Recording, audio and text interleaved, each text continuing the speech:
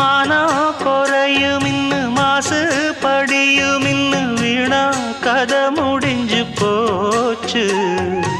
ஈசான மூலையில லேசான பள்ளி சத்தம் மாமன் பேர சொல்லி பேசுது.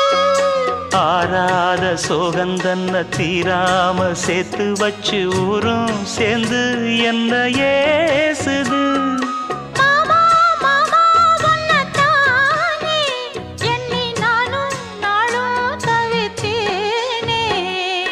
கூண்டுக்குள்ள என்ன வச்சு கூடி நின்ன ஊற விட்டு கூண்டுக்குள்ள போனதென்ன கோலக்கிளி.